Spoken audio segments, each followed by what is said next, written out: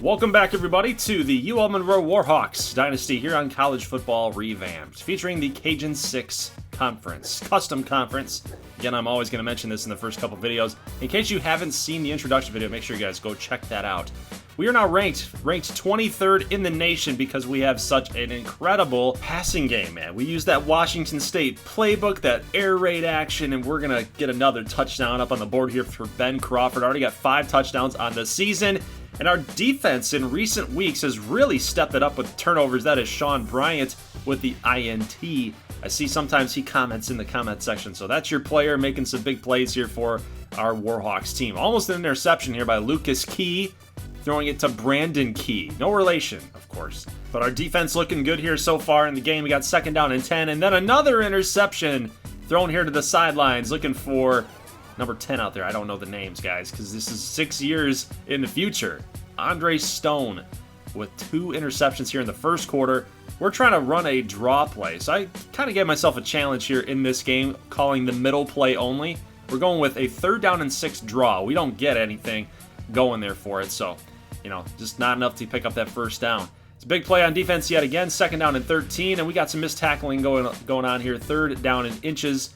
And looks like they've got a man in motion here. It's a receiver to the right. They've got twins to the right. I almost said trips, but they got twins to the right. CJ Charles with the run, trying to sneak by us here, but unfortunately for them, they can't get anything going.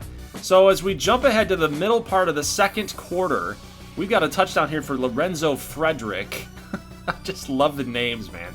Love the names that the CPU comes up with. You can just laugh about it so much. But oh no, in a tie ball game, 6 minutes, 25 seconds. We got a lot of football left to go here in the second quarter. Lucas Key drops the ball. That's a fumble. That's a big hit on him. And then Andre Stone finding a wide open Seth Stevens in the back of the end zone for a touchdown.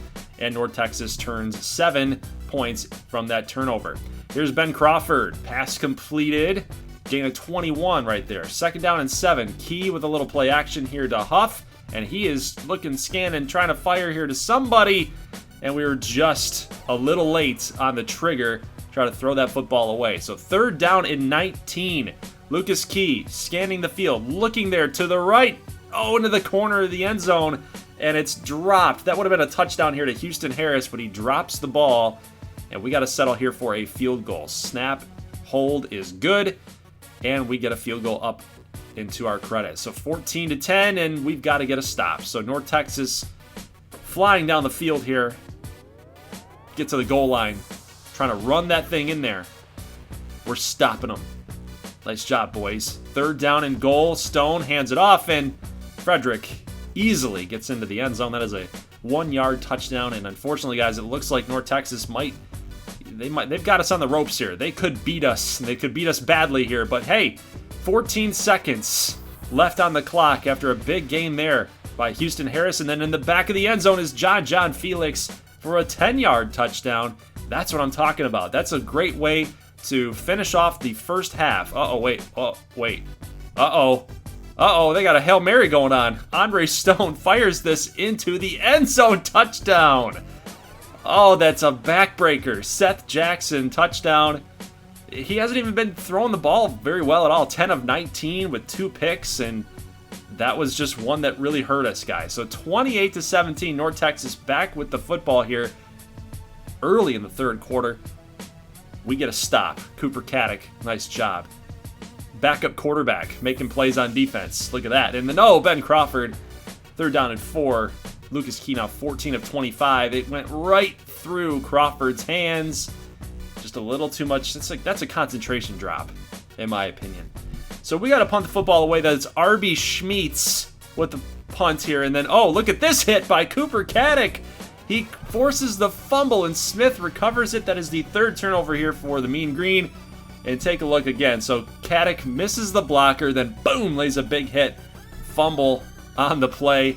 We get ourselves another chance. So the backup quarterback, man, is making plays, and then Lucas Key fires it to the end zone, looking for Ben Crawford. That's a touchdown, guys. 25-yarder. I love it. I love it. So we are back in the football game, guys. Start of the 4th quarter. We have possession of the ball here, and we've got room here for Lucas Key. Doesn't have a lot of speed, but he is going to get a big gain nonetheless. First down and 10, fired up the middle. That's John Cooper with the 26-yard catch.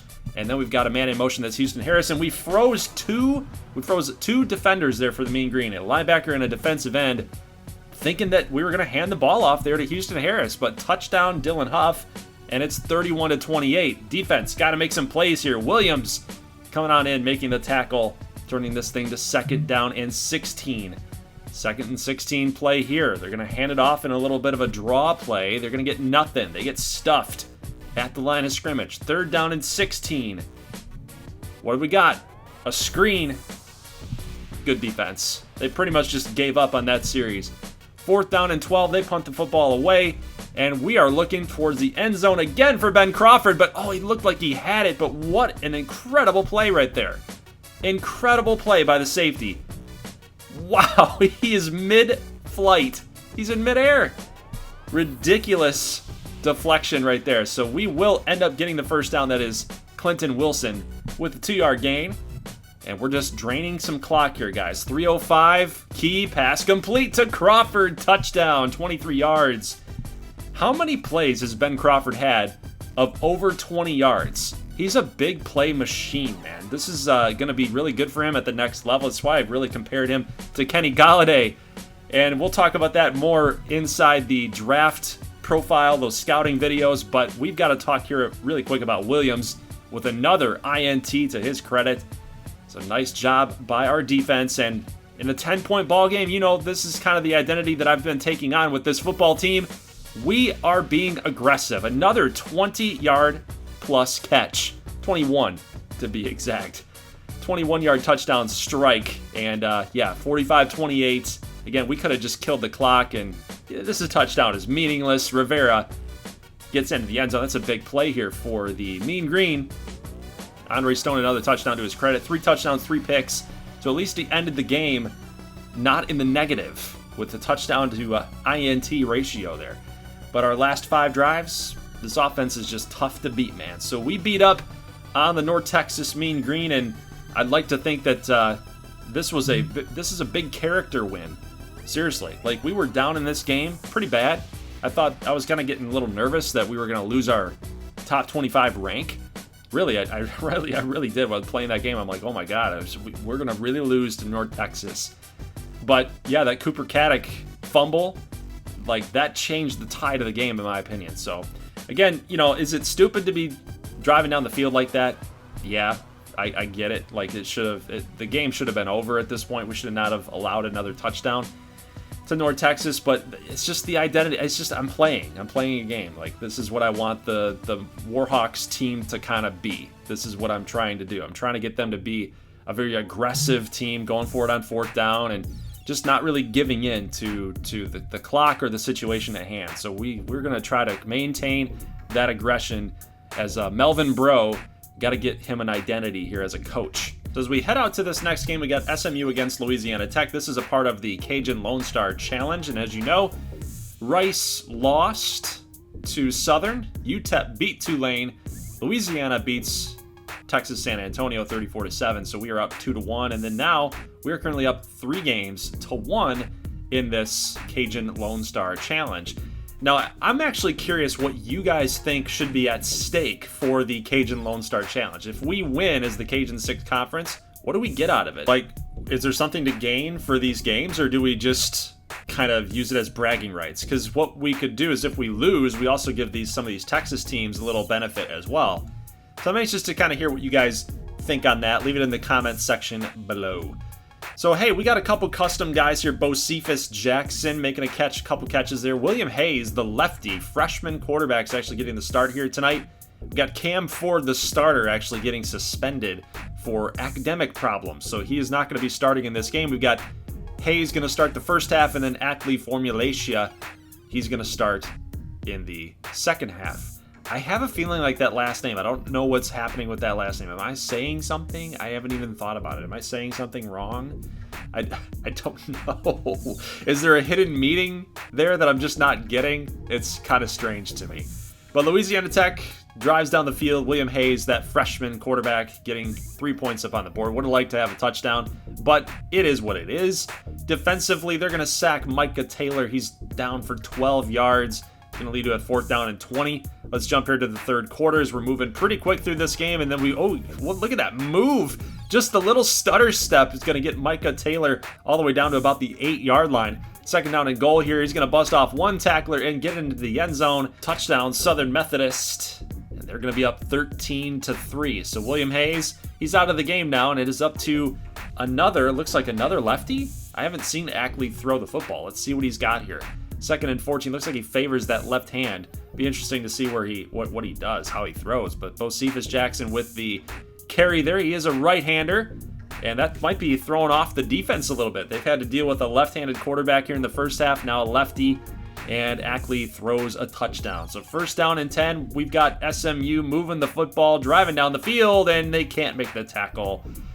That's unfortunate. But Isaac Long is going to get into the end zone. Now 20-13, and Ackley's got to get this offense moving here, guys. 3rd down and 3. He's going to get hit hard.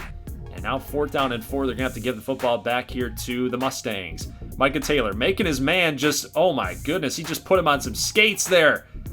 Look at him go. Oh, almost a touchdown. Micah Taylor good for 43.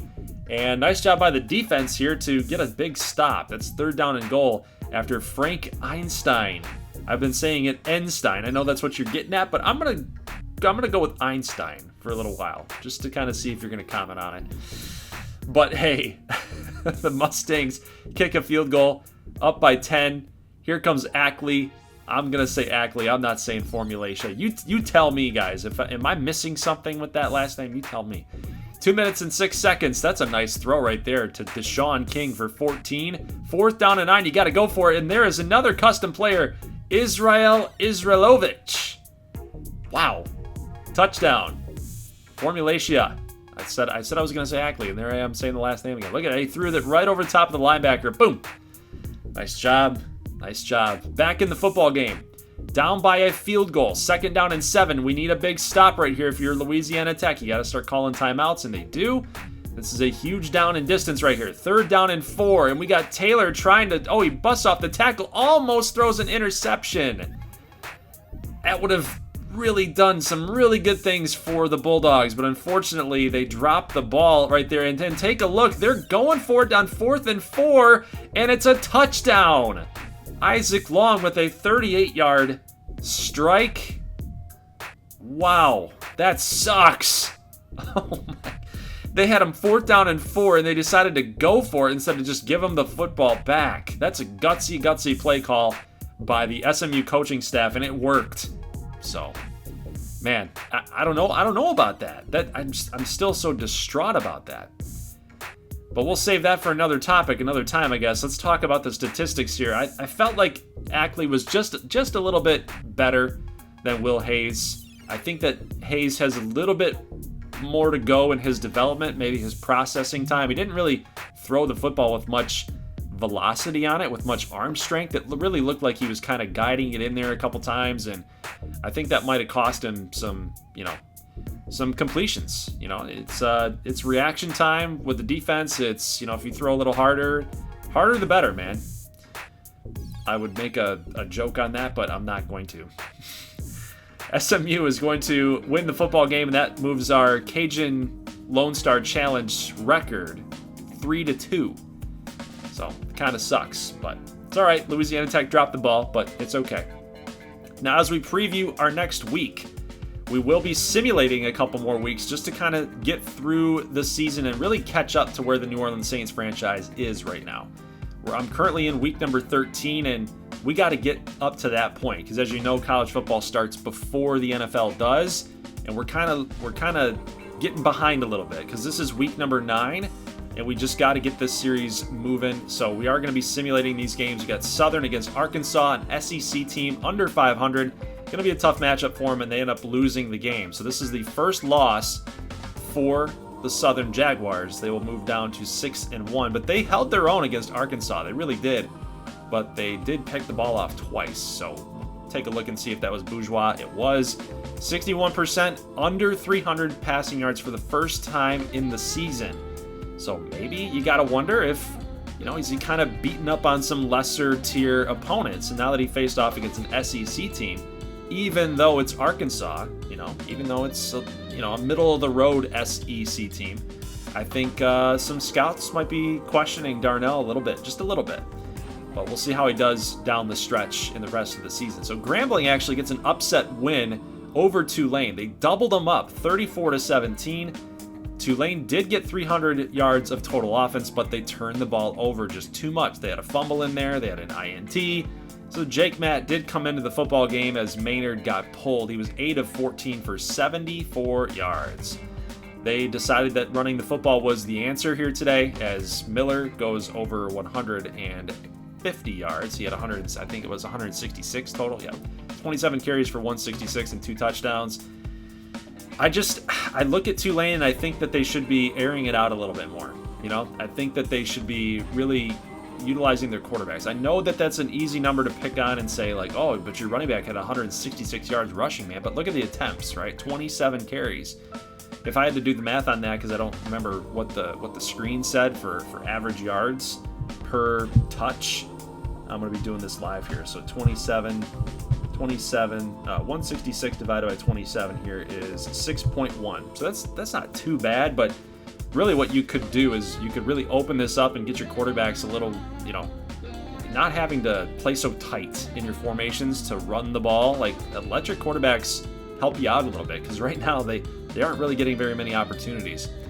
So UL Monroe is actually going to get a win here in simulation. First time I think that we've done that. So it's not just a user input situation where I'm winning every game I play, or actually we've lost to Tennessee and USC. So yeah, we're also kind of in a southern situation. We're kind of beating up on all these lesser opponents and really holding our own against top tier teams. But Robert Porter, the other wide receiver, so wide receiver B, if you compare him to Ben Crawford, had 4 touchdown catches today with 11 grabs. So that's awesome to see. Also have another Cajun Lone Star Challenge game here. The Raging Cajuns against Texas Tech. And wow, just a lot of turnovers. 3 interceptions for Texas Tech and 3 interceptions for Cheltenham, who had to come into the game. I think that's what lost the Raging Cajuns this football game. They had McAllister hurt. He was out pretty much, I would say, like 5 of 6. I think he was out in the first quarter. So that really, really hurt the Raging Cajuns here, all those turnovers. But to be fair, they also did force a lot of turnovers with Texas Tech. So, maybe the fumble cost them.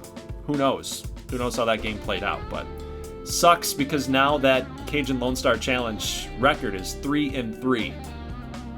Texas teams that have 3 wins, we have 3 wins. Yeah, not good. Not a good situation, because our hopes are being put onto not UL Monroe anymore. We already played our Cajun Lone Star game. So we'll see what the rest of the schedule looks like here for the rest of the season. But hey, Tulane gets a win over Louisiana Tech. Ackley had an INT.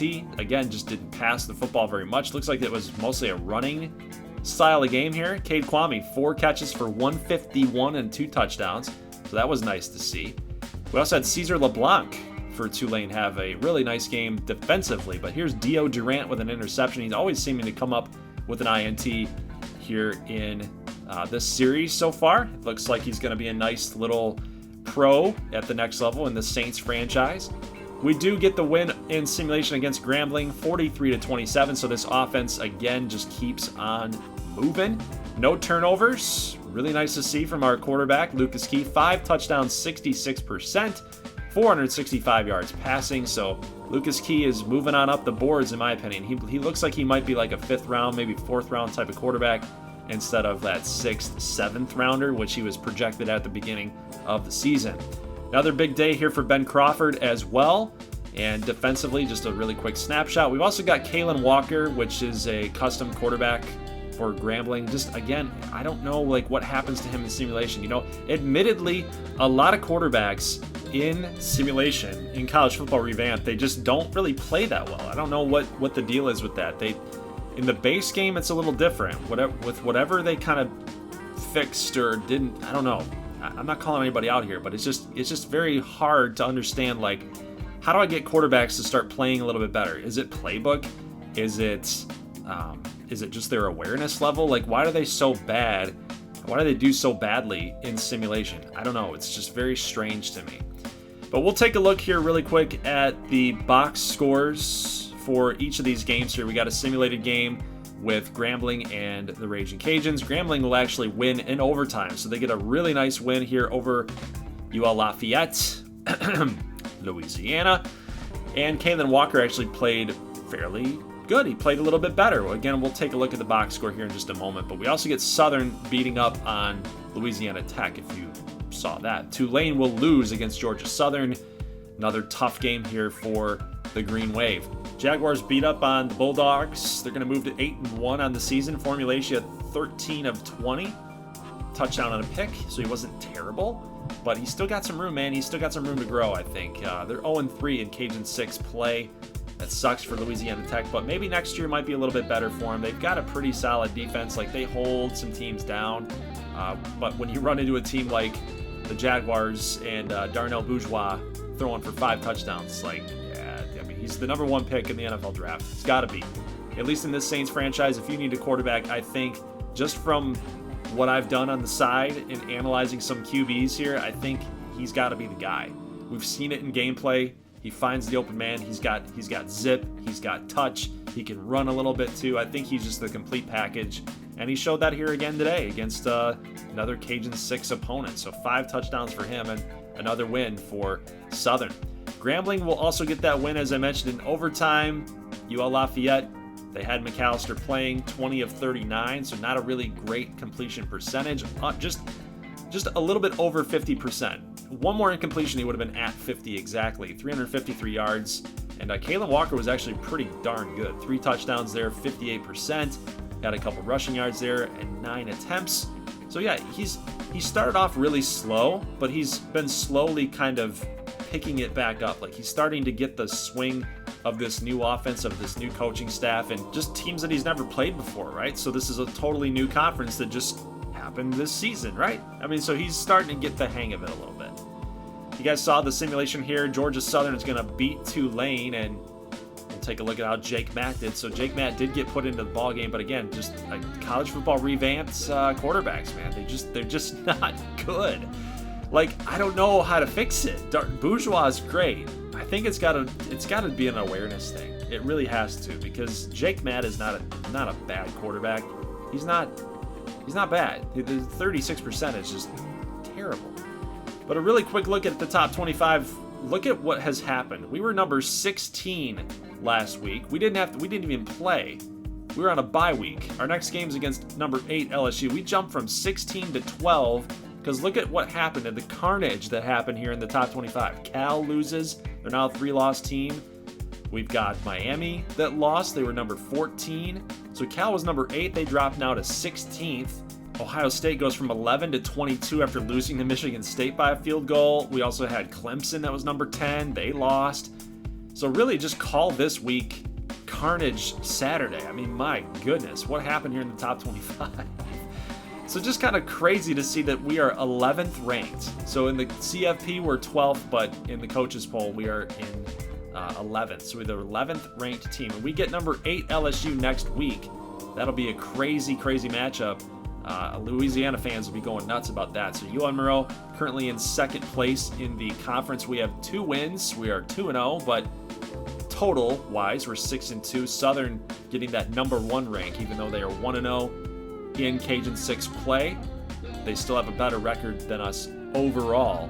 I know that doesn't matter in conference standings, but this is kind of how the game works. Anyway, let's move over here to the season statistics and take a look at what everybody's doing as far as rating goes, as far as yardage goes, yards per game.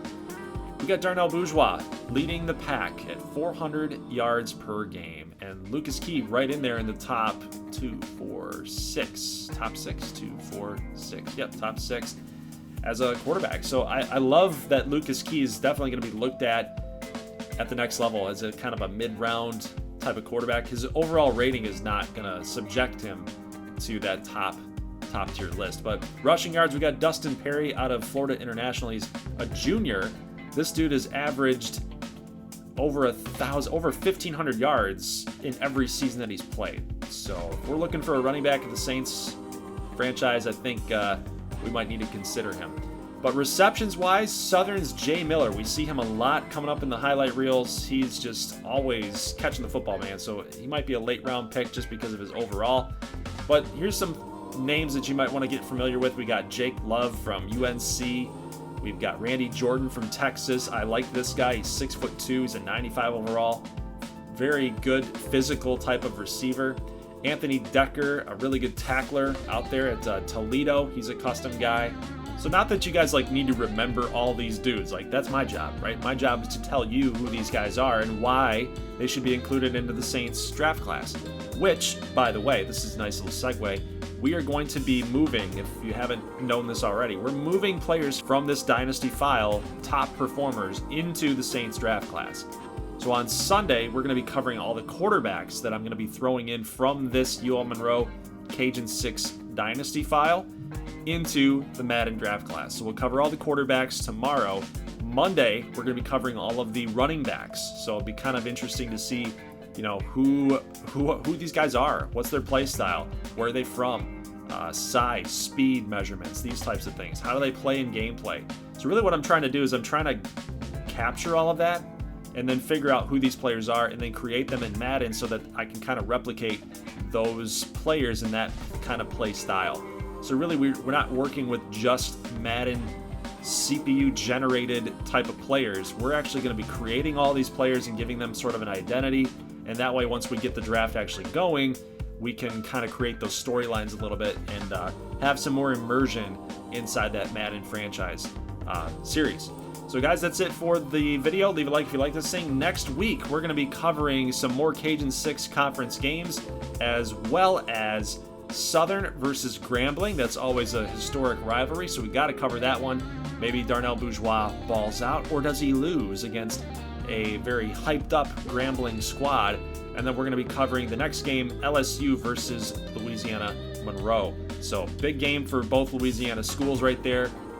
We're ranked number 11. They're ranked number 8. If we can get a top victory like that against a top 10 team, especially against quarterback Rain Rowe, another custom player, that would be huge for our program. That would be huge for this season specifically. With all of these teams losing in that top 25 rank, we might shoot ourselves up that ladder and get ourselves into the playoff discussion.